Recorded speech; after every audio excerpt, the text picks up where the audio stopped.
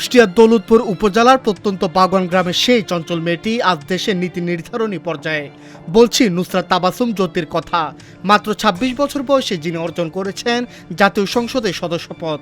সর্বকনিষ্ঠ হিসেবে একটু নার্ভাস লাগছে, একটু তো ভয় লাগবেই। বোর্ড এক্সামের মতো ফিল হচ্ছে, এসএসসি বা ইন্টারমিডিয়েটের মতো। এছাড়া হ্যাঁ, খুশি আছে, তবে খুশির চাইতে বেশি সংশয় বা ভয় বলবো না, একটা দায়িত্বের ভার বোধ করছি, একটা ওজন কাঁধের উপরে অনুভব করতে পারছি। এই আর কি। আমি আসলে এই দেশবাসীর কাছে দোয়া চাই যেন আমার যাত্রাটা সফল হয় এবং সহজ হয়। শিক্ষক পরিবারে বেড়ে ওঠা নুসরাতের ছোটবেলা কেটেছে মাটির কাছাকাছি। বাগন সরকারি প্রাথমিক বিদ্যালয় ও বাগন কেসিবিএন মাধ্যমিক বিদ্যালয় থেকে প্রাথমিক ও মাধ্যমিকের পাঠ শেষ করে উচ্চ মাধ্যমিকের জন্য তিনি ভর্তি হন ডক্টর ফজলুল হক গার্লস ডিগ্রি কলেজে।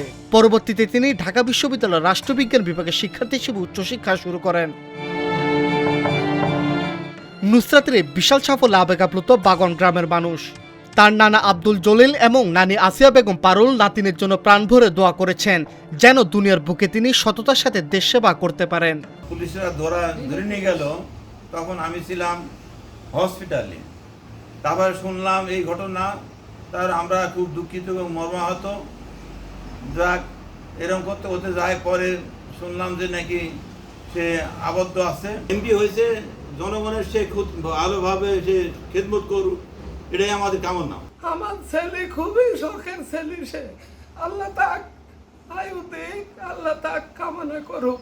আল্লাহ আরো যেন দশবাসীর কাছে সে সালাম পায়, আনন্দ পায়, খুশি হয়, এগুলাই আমার কামনা।